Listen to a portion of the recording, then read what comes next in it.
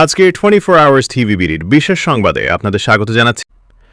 রাজনৈতিক অঙ্গনে এক চাঞ্চল্যকর মোড় নিয়েছে।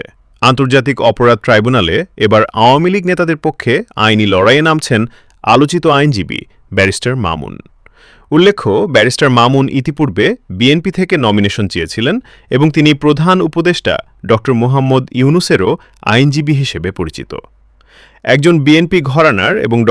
ইউনূসের আইনজীবী হয়েও ট্রাইব্যুনালে আওয়ামী লীগ নেতাদের পক্ষে তার এই দাঁড়ানোর সিদ্ধান্ত রাজনীতি ও আইনজীবী মহলে ব্যাপক আলোচনার জন্ম দিয়েছে। এ বিষয়ে আরও বিস্তারিত এবং সংশ্লিষ্টদের বক্তব্য জানতে আমাদের পুরো ভিডিওটির ওপর নজর রাখুন।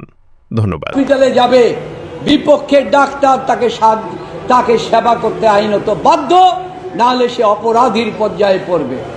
আমাদেরও আইনের প্রফেশন, বার কাউন্সিলের কোড হচ্ছে আমাদের সাথে হচ্ছে আইনের সাথে।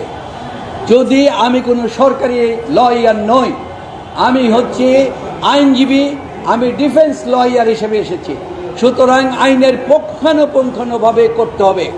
আমি ডক্টর ইউনূস সাহেবেরও একজন আইনজীবী হিসাবে আমি তার মামলা করেছি এবং আমি তার কোনো সরকারেরও অংশ না এবং আমি তার কোনো এই বিচার ব্যবস্থার অ্যাটর্নি জেনারেলের অফিসেরও কোনো অংশ না। এবং আমি এই আদালতের, এই ইন্টারন্যাশনাল ট্রাইব্যুনালেরও প্রসিকিউশনের অংশ না। আমি একজন স্বাধীন আইনজীবী হিসাবে আমার মক্কেলকে সহায়তা দেওয়ার আমার আইনগত অধিকার।